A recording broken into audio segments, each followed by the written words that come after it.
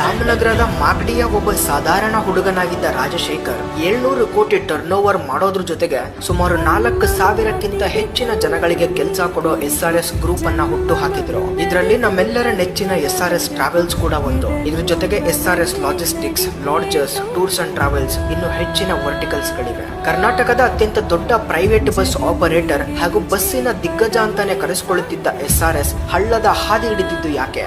SRS travels ಹತ್ತತ್ರ 1,000 ಬಸ್ಗಳನ್ನ ಹೊಂದಿತ್ತು. ಇದರಲ್ಲಿ ಲಕ್ಸುರಿ ಬಸ್ಗಳಾದ ವೋಲ್ವೋ, ಸ್ಕ್ಯಾನಿಯಾ, ಮರ್ಸಿಡೀಸ್ ಬೆಂಜ್ ಇದ್ವು. ಇದ್ರ ಜೊತೆಗೆ ಟೋಟಲ್ 5,000ಕ್ಕಿಂತ ಹೆಚ್ಚಿನ ವೆಹಿಕಲ್ಸ್ ಅನ್ನ ಇವರು ಪ್ರತಿನಿತ್ಯ ಆಪರೇಟ್ ಮಾಡ್ತಾ ಇದ್ರು. ಈ ಕಂಪನಿ ಲಾಸ್ ಆಗೋಕೆ ಮೇಜರ್ ಕಾರಣಗಳಂದ್ರೆ ಓವರ್ ಎಕ್ಸ್ಪಾನ್ಷನ್ ಹಾಗೂ ಲಕ್ಸುರಿ ಬಸ್ಗಳನ್ನ ರೋಡಿಗಿಳಿಸೋಕೆ ಕೋಟಿಗಟ್ಟಲೆ ಲೋನ್ ತಗೊಂಡ್ರು. ಇವರ ಮೇಜರ್ ಇನ್ಕಮ್ ಸೋರ್ಸ್ ಬೆಂಗಳೂರಿನಂತಹ ಸಿಟಿಗಳಲ್ಲಿ ಕಾರ್ಪೊರೇಟ್ ಎಂಪ್ಲಾಯಿಯನ್ನ ಟ್ರಾನ್ಸ್ಪೋರ್ಟ್ ಮಾಡೋದ್ರಿಂದ ಬರ್ತಾ ಇತ್ತು. ಕೋವಿಡ್ ಇಂದ ಅದು ಕಂಪ್ಲೀಟ್ ಆಗಿ ಲಾಸ್ ಮೇಕಿಂಗ್ ಆಯ್ತು. ಇದ್ರ ಜೊತೆಗೆ ರಾಜಶೇಖರ್ ಅವರು ಕೋವಿಡ್ ನಿಂದಾಗಿ ಮರಣ ಹೊಂದಿದ್ರು.